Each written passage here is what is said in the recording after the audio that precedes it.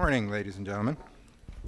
I am David Vitale, the president of the Chicago Board of Education, and on behalf of my fellow members, I want to welcome you to the regular meeting of the Chicago Board of Education on December 19th, 2012.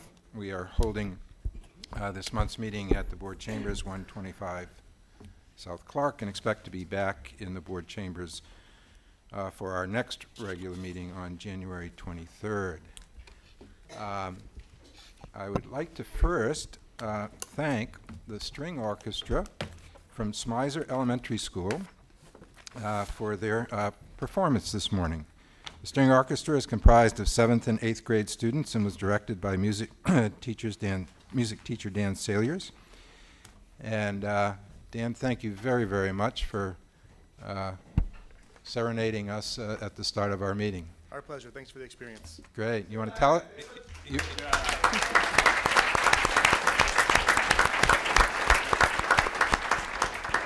You want to tell us a little bit about your orchestra?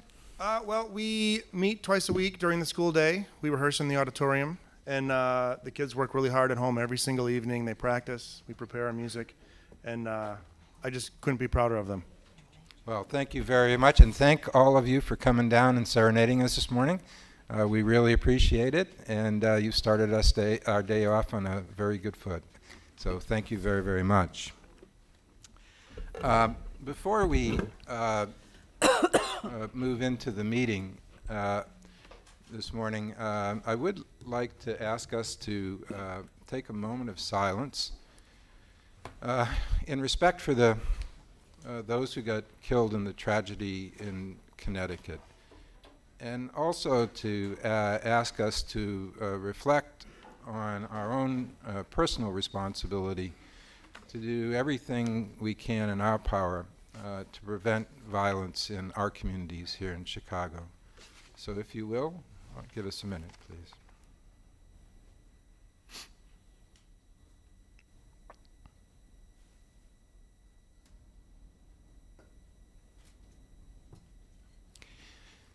Thank you. In that regard, I thought it would be appropriate if we would have our head of security spend a couple of minutes to talk about what we're doing here in the Chicago public school system. Jadine Chow? Jadine, please. Okay. Good morning, board members. Thank you for having me up here today. As you know, this tragic incident has hit everyone across the country. It particularly hits home because we've been really working hard to make sure that this type of incident does not happen at the Chicago Public Schools. So immediately after this incident happened on Friday, we convened with executive staff and we put together a letter that we sent out to all principals, just reminding them to pull up the emergency plans that they already have in place, make sure they review them so that they are familiar with them, also pull together their emergency management teams that they have. In addition to that, we asked them, if they had not already done so, to pull together their drills to make sure that if they were not scheduled, that they immediately schedule them. We also sent out, with my colleagues on the education side, correspondence to all the schools to help provide guidance on how to talk with students in the event that there are conversations around the incident. And lastly, we sent a communication out to all parents of CPS students just to reassure them that their students' safety is at the top of our mind. As part of that, we just want to let everyone know we're working very hard. We're very fortunate in Chicago Public Schools that we have great leadership through our principals and through our wonderful teachers. And everyone is committed to making sure that everyone in our building is safe. Thank you, Jadine, and thank you for the response, the immediate response to our community in right after this tragedy to make sure that we were all alert to the issues and to help our principals deal with this and make sure that we're prepared should anything occur. So I appreciate that very, very much. Thank you. Thank you. At this time, I'd like to note that our shadow student joining us today is Mr. Silas Woods III. And Marquis Watson, our honorary student board member, is going to introduce Silas this morning. Marquis? Thank you, Mr. President. Silas Woods III is currently a senior at Jones College Prep. Silas is the vice president of the Student Government Association, the LSC student representative, and a member of the Student Advisory Committee and peer jury of the 5th District, Chicago Police Department. Welcome, Silas. Do you have anything to say? No pressure.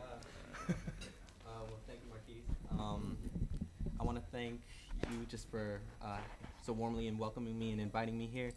I'd really like to thank President Vitale, the other members of the board, CEO, Ms. Bird Bennett.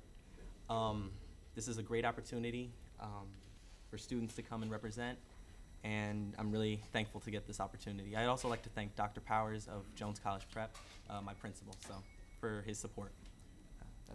Thank you. Thank you, Silas. It's great to have you here this morning.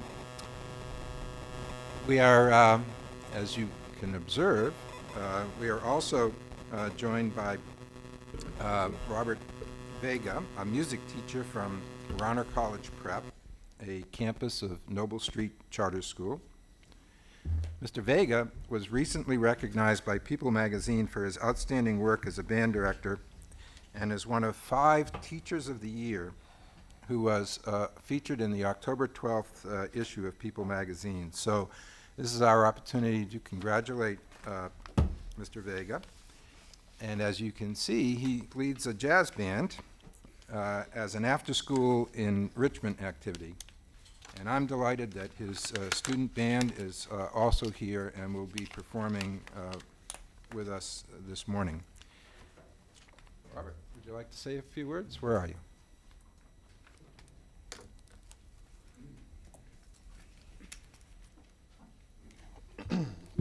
Thank you, Mr. President. I would like to thank the Chicago Board of Education for inviting me to speak and for my students to play at today's board meeting. Winning People magazine's Teacher of the Year has been rewarding and fun, and I have been humbled by the attention it's brought to the work of our students, our school, and our community. I'm proud to work at Rauner College Prep, a campus of the Noble Network of Charter Schools. I am the sole band teacher at that school, and I teach over 350 students, many whom have never played an instrument before they've come to my classroom.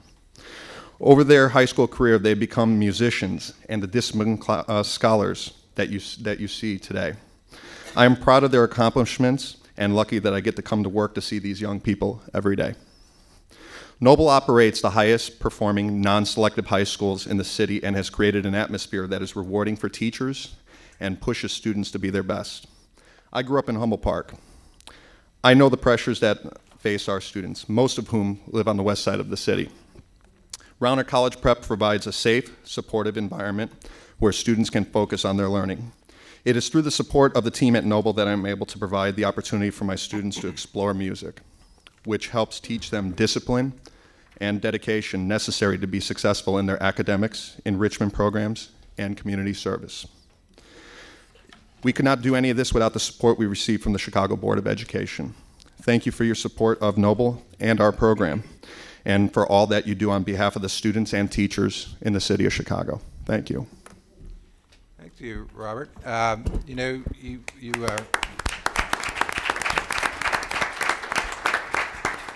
congratulations, and you know it's so appropriate for us to have this opportunity to recognize you. You're the embodiment of all that we hope to achieve through the arts education plan that we adopted last November. You're a perfect example of what we can do to help young people with the arts, and it's really a pleasure to have you here today and say thank you for all that you do, and we'd love to hear your band. Thank you.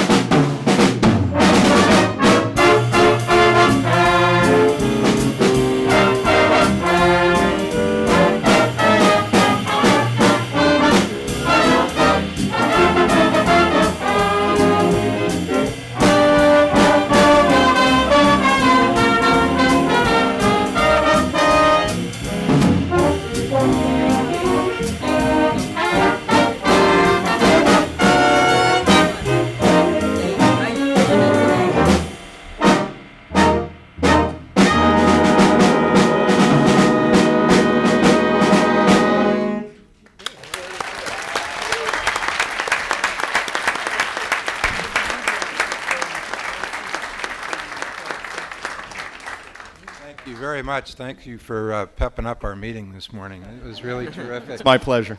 Yeah, thank you all. I had the opportunity to join a large number of principals and assistant principals over at the Chicago Symphony Hall the other night to celebrate the kickoff of the arts education plan. And it's just so impressive to me. Our symphony orchestra, our jazz band, we had some remarkable young people play for us at Symphony Hall that night, all students of the Chicago Public Schools. We really ought to be proud as Chicagoans of the talent that exists in our children. And I really want to thank you again for all the work that you do and for the incredible product you produce. Thank you really very, very much.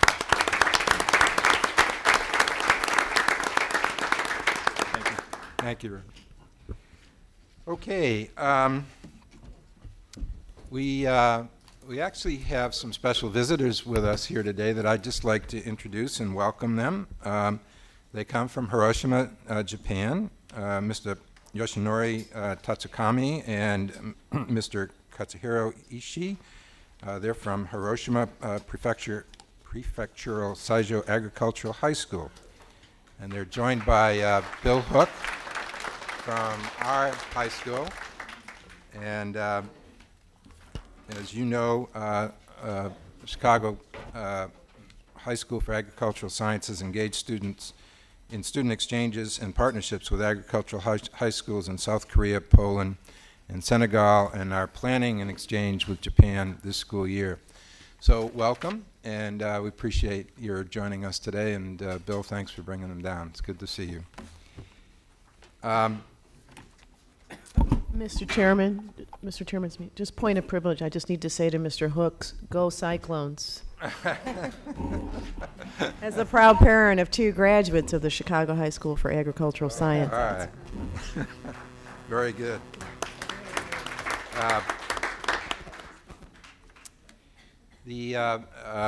Before we move into the Honoring Excellence program for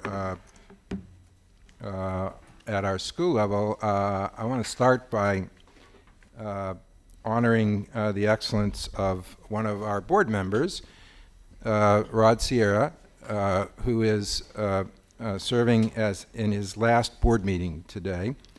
Rod will be transitioning to an appointment on the board of the Chicago Housing Authority.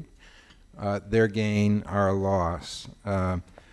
It's been a great pleasure to work with Rod over the last almost 2 years now, and I think I speak for all my fellow board members when I say, we appreciate his passion for the children of Chicago and his contributions to our deliberations. Rod, good luck. We're going to miss you. But we do have a memorial, not a burial memorial, but a plaque memorial to remind you and to remind us of your work here at the Chicago Public Schools. And we know we can reach out to you. And hopefully and expectedly, it'll increase our cooperation with the Chicago Housing Authority as we go forward. It's always a challenge to get 2 agencies work together, but if we can have leadership that understands both sides, I know we can do a better job of working together. So good luck with it, and thanks for being with us.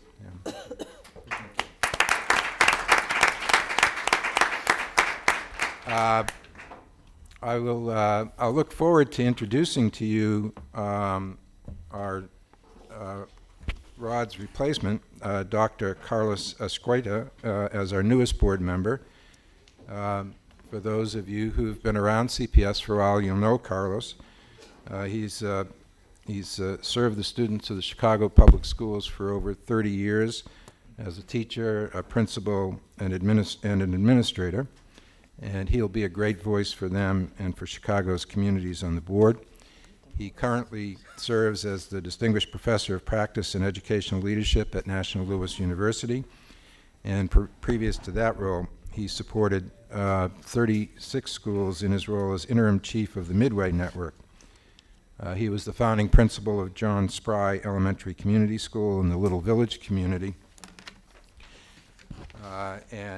So we look forward to having Carlos join us in the very near future, and appreciate that. And with that, I'm going to turn the agenda over to Dr. Bird Bennett. Oh, I'm sorry, I skipped it. We can't formally start the meeting without the Pledge of Allegiance. Sorry, Madam Secretary. Thank you, Mr. President. I pledge allegiance to the flag of the United States of America and to the republic for which it stands, one nation, under God, indivisible, with liberty and justice for all. Okay, I have to get reorganized here. Page 2, Mr. President.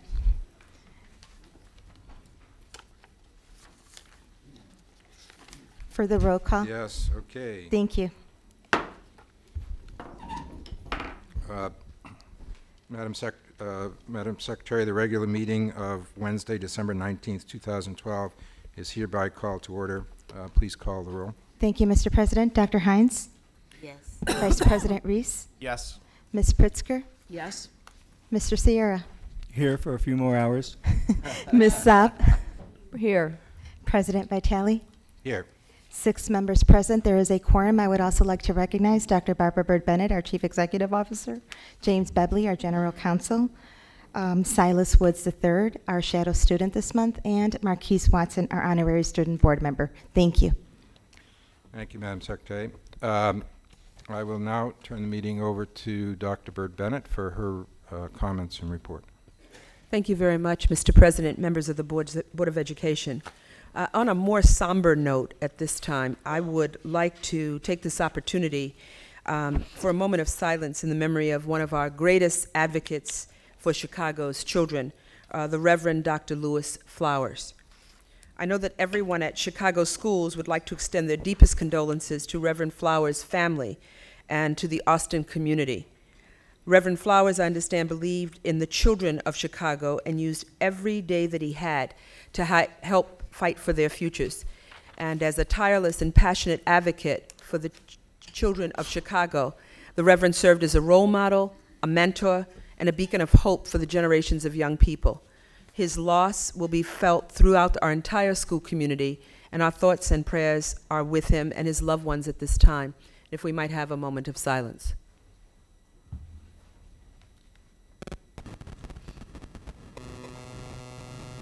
Thank you.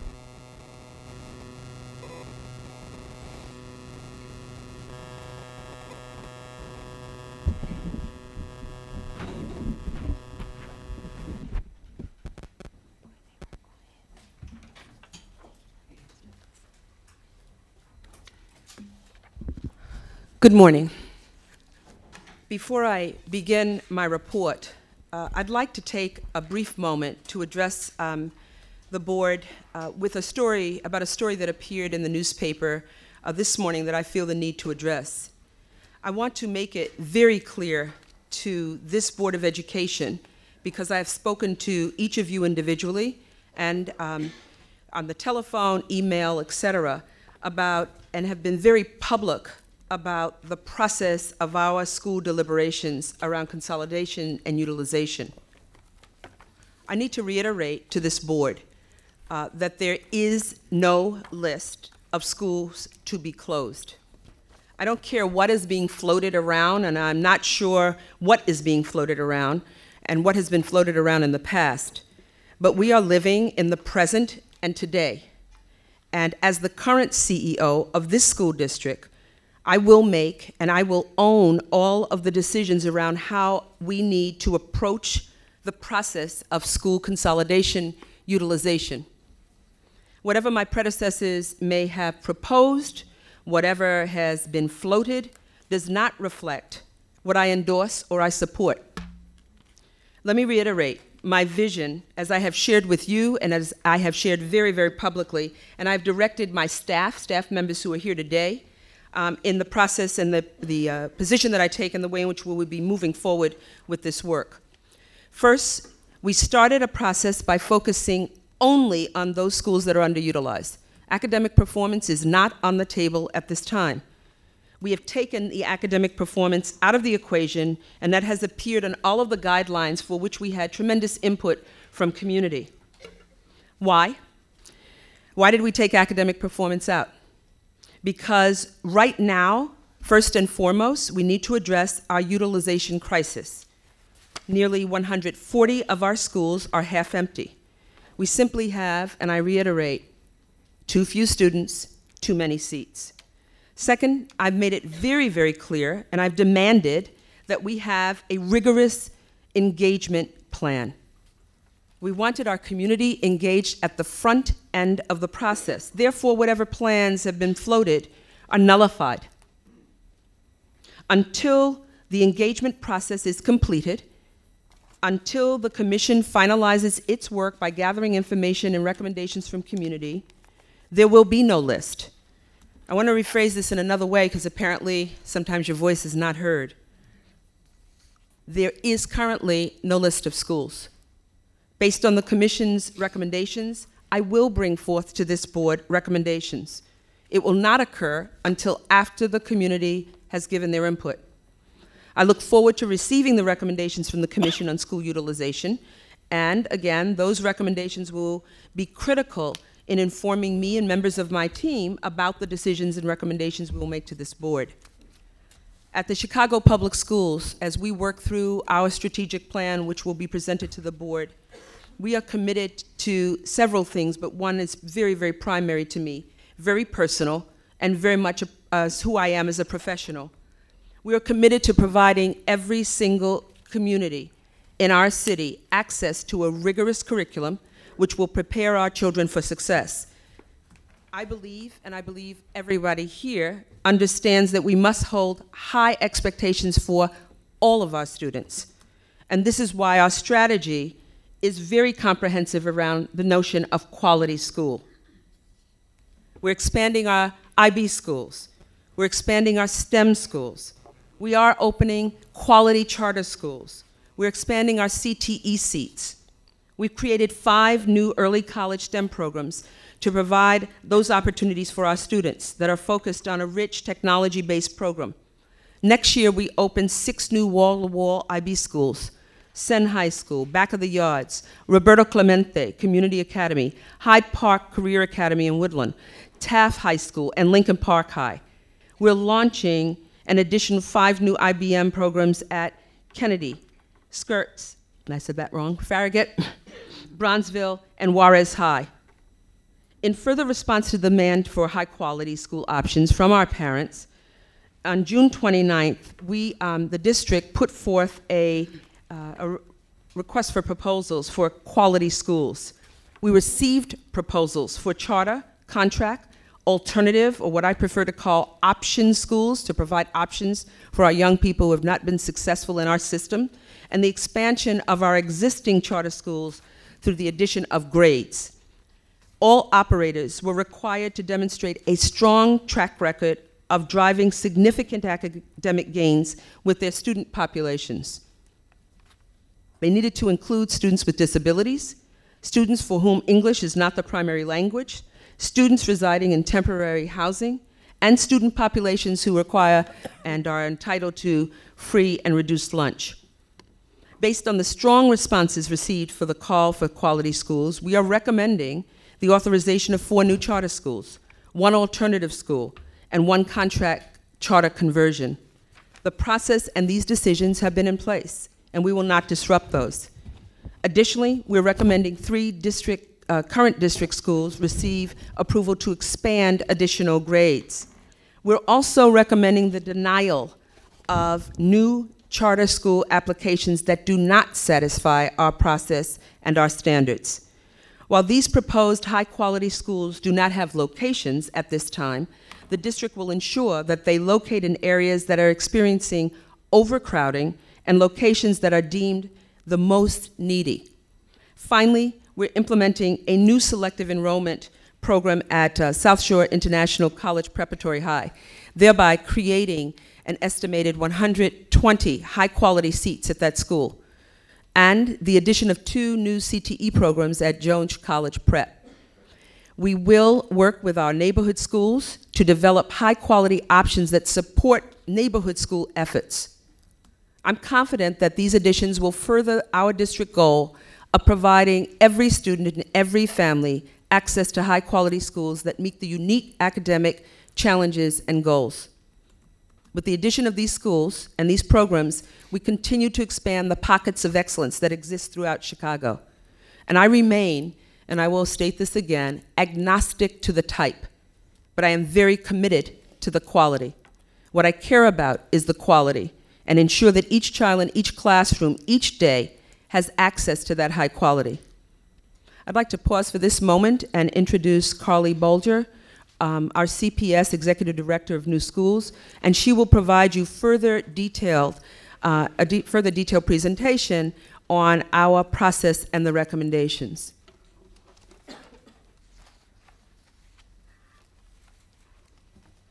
Thank you. Good morning, President Vitale and members of the board. As soon as I get this remote working, we'll have a presentation that gives an overview of our Call for Quality Schools process.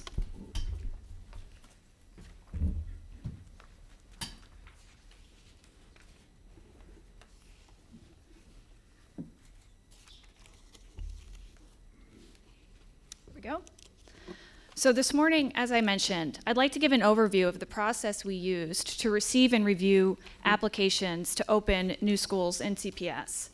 Today I'll discuss with you an overview of the Call for Quality Schools process, CPS's commitment to high quality school authorizing, a list of our recommended approval and denials, and an overview of new school options for 2013. CEO Bird Bennett has already discussed much of this with you, so I'll focus my presentation on the process we used to evaluate the applications that we received. So as I stated, the Call for Quality Schools process is the process through which the district solicits proposals for new schools, regardless of type. When it comes to charters, we are obligated by law to hold an annual process to both receive and review proposals to open new charter schools. We are also obligated by law to act on these in a timely fashion. So an overview of the timeline. CPS issued the Call for Quality Schools on June 29th and received proposals on August 13th. We then reviewed these proposals, the detail of which I'll go into in a bit, and a public hearing to consider the proposals was held on December 13th in board chambers. So when applicants engage in the Call for Quality Schools process, they're required to submit thorough proposals to us that address areas such as educational program, their operational plan, a budget that presents a reasonable plan for fiscal soundness. We look a lot at governance to make sure that they have a well-rounded board, and we want to see that their educational program that's proposed will meet the needs of all students. When the proposals are received, they're reviewed by a team of CPS employees with support from SchoolWorks. And then following the evaluation process, all applicants that sort of met our initial quality bar were invited for an in-depth interview designed to assess the capacity of the founding team to actually implement what was proposed on paper.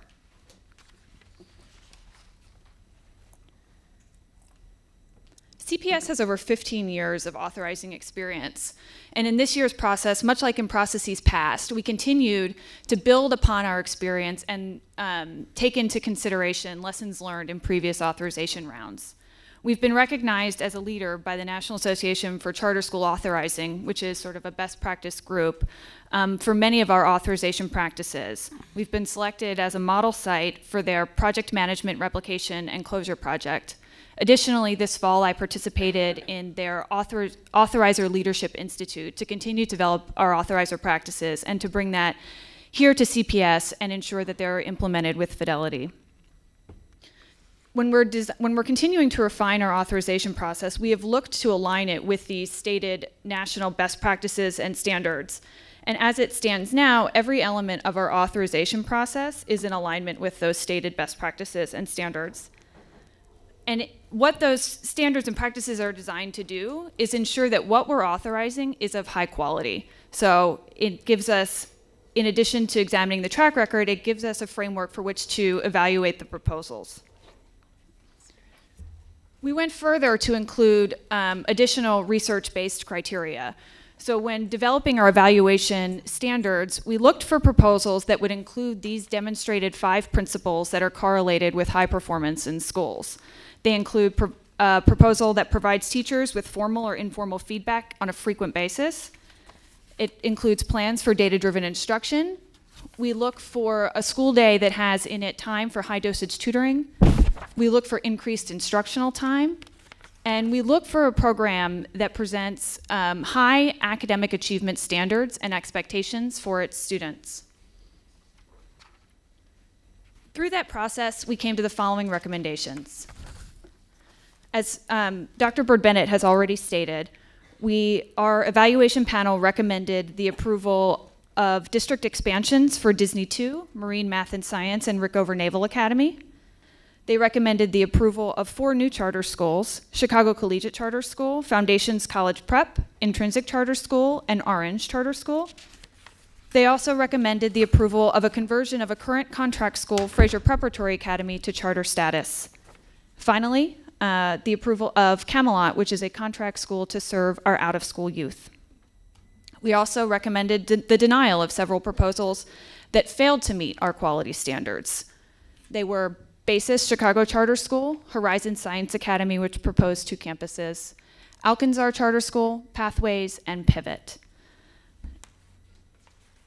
Joining these schools we have next year, and Dr. Bird-Bennett gave a far more comprehensive overview of the options that families will have next year when they're looking for schools for their students, but it includes the 5 early college STEM schools, which open this fall and are listed here, the addition of more international baccalaureate IB programs that will be wall-to-wall, and some additional charters that have been previously approved. So thank you very much for your time today, and I'm happy to answer any questions you might have. Thank you very much. Board members, Rod. Can you tell me what is meant by a district expansion in the first 3 instances under the recommendations? Sure. So a district expansion is a district school that has had success and is performing well on our current performance policy and wishes to serve more students, and in this instance, in different grades.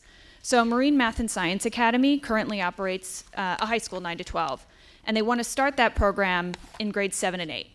And Disney 2, which is currently approved to be a K-8, sensing demand from its families, has asked to expand to serve high school grades as well. Got it. Thank you. Mm-hmm. So while we've looked for good schools to expand, and we've denied a certain number of charters, we're also, do you apply the same rigorous standards to our existing charter schools when they're up for review? Absolutely. So in our authorization process, we look to align the same standards over the lifespan of the school. And we'll be bringing to you, hopefully next month, some recommendations on charter renewals that demonstrate how we evaluate schools on an ongoing basis. So we look to see that they're meeting both the terms of the proposal that they've given us, so that they're providing the program they said they would, as well as meeting the performance terms that we have in our contracts, which are both operational, fiscal, and academic. And so presumably some will meet the standards and some won't, the same way when we looked at new proposals. We just now have existing schools to look at. That's right. And so you would expect that we'll see some potential closures of our existing charters.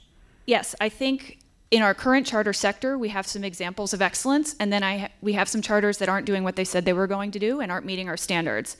And I think particularly in this climate, that's unacceptable. Andy? Where on the charters, where are these schools going? So we don't have locations for the schools yet. As Dr. Bird-Bennett mentioned, we're going to ensure that these schools are going to either address overcrowding, which exists in certain pockets of the city, or be located in neighborhoods of the highest need. Okay, you can't be any more specific than that? I can 'Cause say that you should know that that's a concern for me. So you're going to need to narrow it down more than somewhere in CPS. Yeah, I understand the concern. 2 of the proposals have stated a preference and have done some community engagement in the Roseland Pullman neighborhood, but we have not committed to any of those locations yet. Okay. It's hard for me, in fact, almost impossible for me to vote for these if you can't give me some idea where they're going. So I need to know. So can you get closer? Because my understanding was at one point that at least one of these schools was going into an overcrowded area. Yes, Intrinsic is going to be locating on the northwest side, and they've been working with us very collaboratively to ensure that they're locating in the area of most need in terms of adding additional space. So definitively, Intrinsic will be on the north side? Yes. In an overcrowded area? Yes. Okay. What about Chicago Collegiate? My understanding was that was going in Roseland and had some strong community support in Roseland. Yes, both Chicago Collegiate and Foundations have done significant community engagement in the Roseland-Pullman neighborhood, and I think they've gone so far as to examine potential independent facilities, but we've been working with them and we desire to continue to work with them to ensure that the location of those schools goes where we most need them. Okay. I'm not familiar with the community support for Foundations. I am for Collegiate. So what community support does Foundations have? Because my recollection from the materials I've seen previously is that they're significantly different. One has a list that includes the state rep and the alderman. The other does not. At least on what I've had.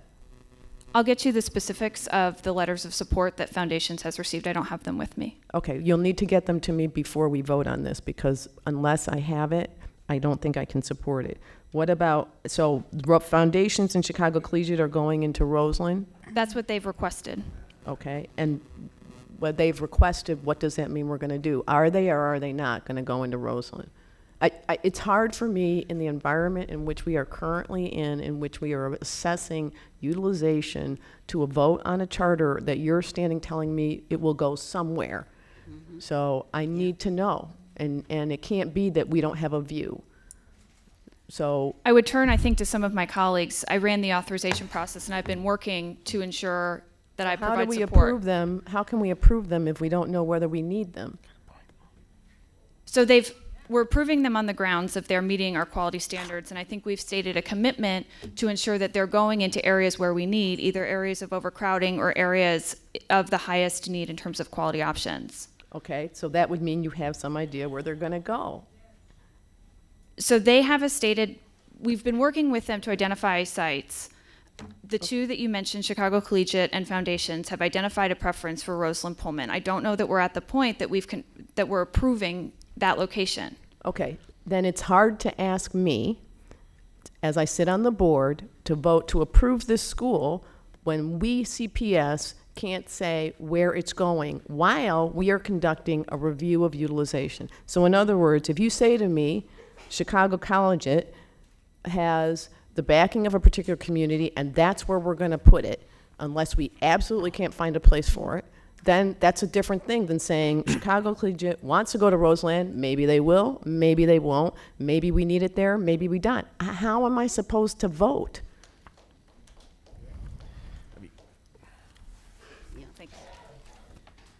I understand your concern, board members. What we have done and what we're asking the board is the locations have not been determined. I mean, I can't say that they have. They just have not been determined. What we have done is to identify neighborhoods where their need exists. So I can't stand here and say, here's the place that they're going to go. I can only say that any school that is underutilized and will be consolidated or closed will not be a site where any of these that you would approve or not would be assigned to. Right. Some of the charters are also looking for their own independent, as I understand it, their own independent facility. My problem, Dr. Bird Bennett, is that if part of the justification is there's community support in Roseland for a school, and we have a need for, and part of the justification for approval is that we have a need for quality options in Roseland, both of which I believe to be true, that's a reason for me to support it. If in the middle of the process you say to me, and maybe it's going to go to Roseland and maybe it's not, then the basis on which I am voting to approve this charter is not factually correct. So if you can't minimally say to me, we're going to find a way to put it in Roseland because that's where we have a need for quality school options and that's where the community support is, then that gives me something to say. If you say about Intrinsic, it's going to go on the north side where we know we have overcrowding, that's a basis for me to support it. To support it generically and we're just going to put it somewhere undercuts the reasons you spoke earlier about supporting it. I have to know something. My understanding is, and I look to members of staff, that those general and Kali, the general areas have been the sites and the areas that we've identified for these schools to move into. Am I absolutely correct in saying that to the board and the public at this moment? So that as the board member asks us if it is Roseland, we can say very clearly that that is where this school will go and nowhere else. The school has indicated that it has done community work in those neighborhoods, and we are working with them to understand that need, and they're looking for independent facilities in those locations. I don't believe that they've signed leases in those locations ever. Okay, here's my question. If the school ends up in Inglewood, or the school ends up in Bronzeville, or the school ends up in downtown, do we have any say over that? We will bring those the specific locations, board members, up to you for approval. The specific locations. So if I approve the school today, and based on the representation that they have community support in Roseland, and they're and we have a need for quality schools in Roseland, and you come back to me with a building somewhere else, I'm able to vote. We can change that approval, James? Well, board member, you can certainly do an approval contingent upon satisfactory location that would provide some ability for you to stop the process going forward if you're not happy with it. Okay. All right. I have some more questions about some of the other schools here. Orange is currently an art school and currently proposed for Rogers Park. Is that correct?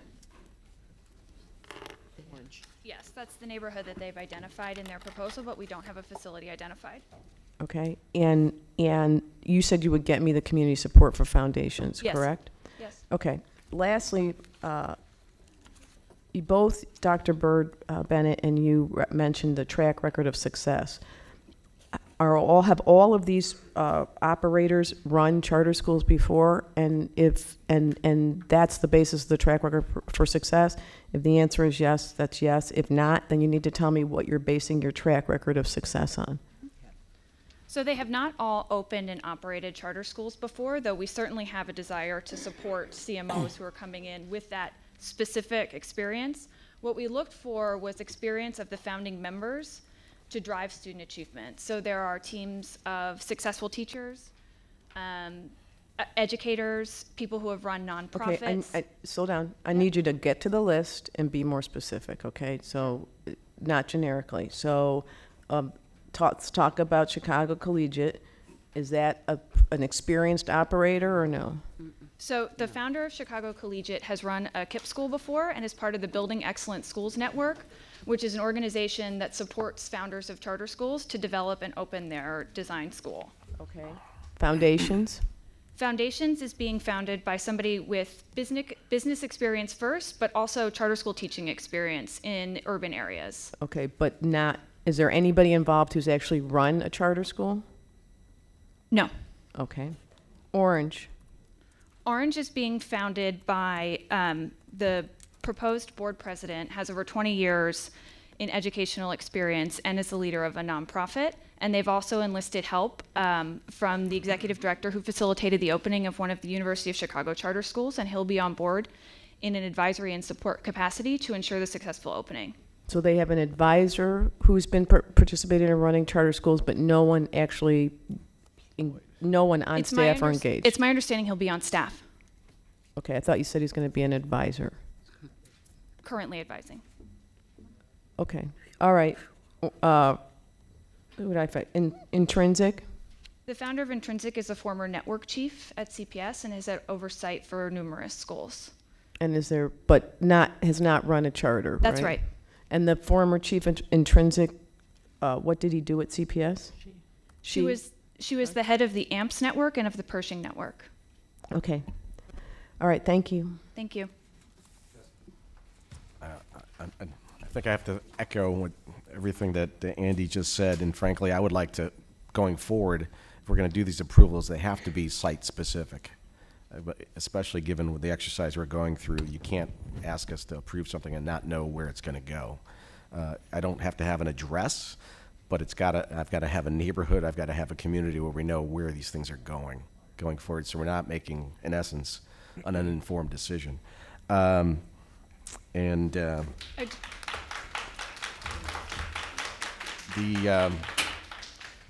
The one that, general question on some of the option schools, and I like that term, Dr. Burt Bennett, as opposed to alternative schools. These option schools, are they reviewed on I mean, because they frankly serve a different population of students. Is the analysis different for those schools? Because one of these that we're, Alcanzar, is currently in operation. My understanding is they're not going to get their contract because they're in operation under a current contract, and that contract may not be extended. So by not granting the charter, we're in essence closing down that school. And what's the plan for those students? So two-part question, sorry. Yeah. What's the standard? Is it different, given that it's a different type of school environment? And then what are we doing in this particular instance? So the general standards are uniform. However, for schools that are hoping to serve targeted student populations, there are specific criteria which they must address in their proposal that take into account exactly what you pointed out, which is the unique needs of that student population. Additionally, Alcanzar currently operates a campus under the YCCS network. Right. So I can't speak to whether or not, and their contract is directly with YCCS, not with us. Right.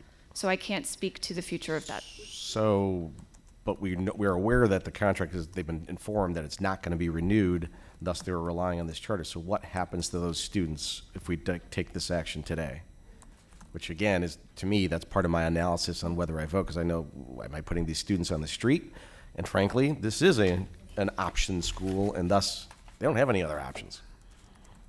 YCCS, when they change out the management of one of their subcontractors who operate their campuses, they retain all of those seats and often just switch out the management groups. Okay. Do we know that they're prepared to do that going forward so that there's no... I think that's something that our office will work to ensure. Okay. And what is, and just quick follow-up, so what are the different standards for these option schools? You said they are different. We are recognizing there are different population of students. So what is, specifically, what are the differences in the standard of review? It's more in differences of the questions that we ask and the way that we ask them to address the unique needs of the student population.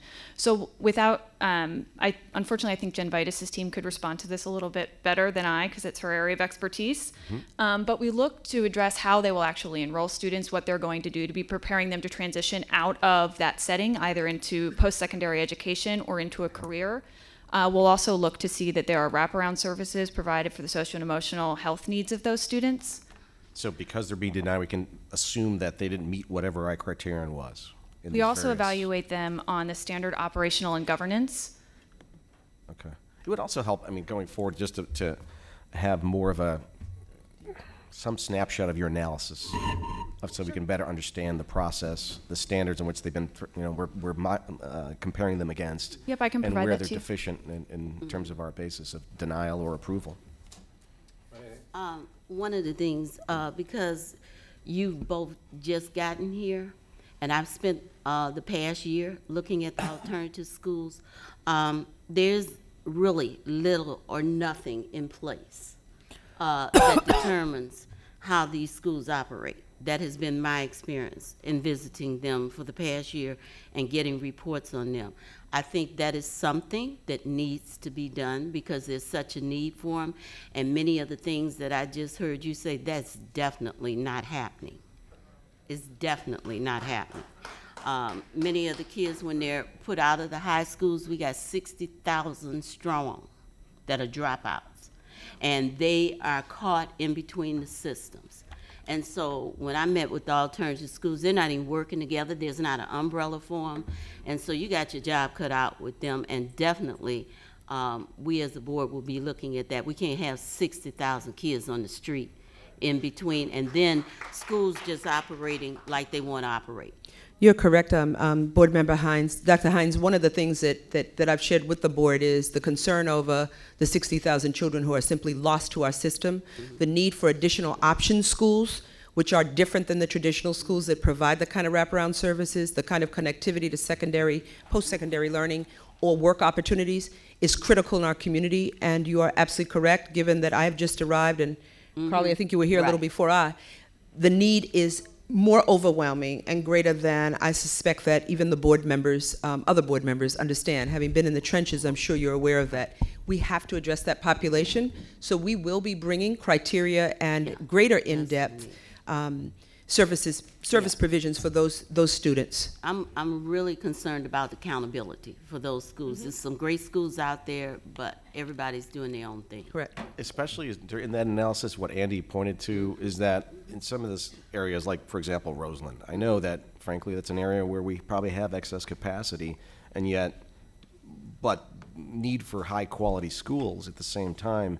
So some, insight into that analysis on why exactly those schools are going there for that rationale. I'm assuming it's for that rationale, and how this helps that community. Some of their own comment and what, their desire to have these schools will be a testament to that. But from our perspective on teaching and learning, how is that improving that environment there? Mr. Chairman, I don't know if anybody else has any questions about the quality schools. I have a question for Dr. Burt-Bennett about something she said in her opening remarks. So, and that was on this whole, is there a list, is there not a list?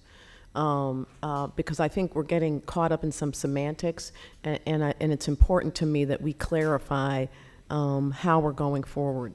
So I just need to understand, it is, while I've not seen and nor do I believe there is a list, it is hard for me to believe that you are not all looking at what the options are, and because I know you're building transition, you're looking at transition plans, I know you're looking at security issues, so it would seem to me that you are doing some planning or thoughts around potential options based on what the commission is hearing and what we know about the buildings. Is that a fair statement? That is a completely fair statement. Based on the guidelines that were shared with the commission and shared with the community and the public at large, we captured probably in the criteria 330 schools.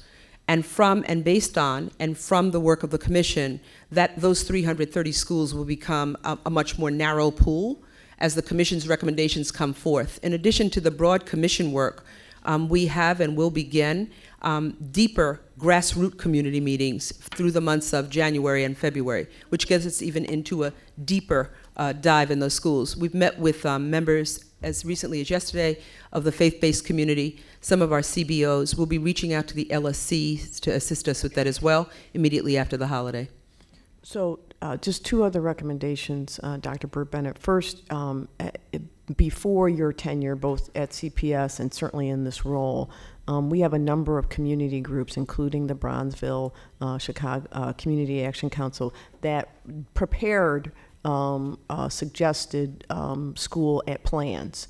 I would urge you and your team to consider that in your planning process. Those are plans that came from the community.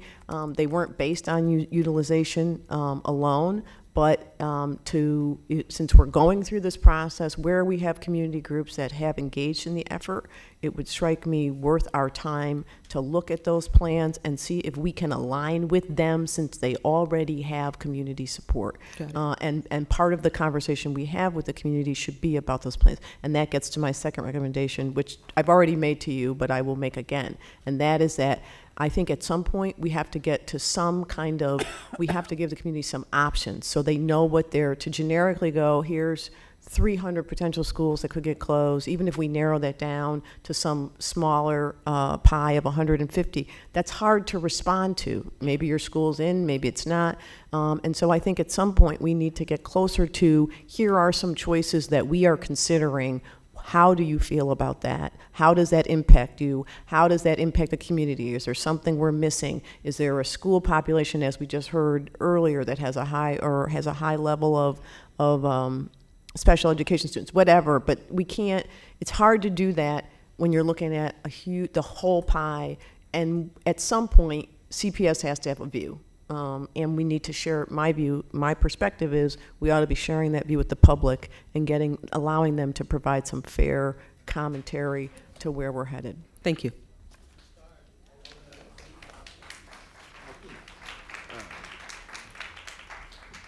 You all mentioned the wall-to-wall IB programs. Yes. What exactly is it? A lot of students in particular have been asking me what exactly is it, because I know it's happening in my school at Hyde Park.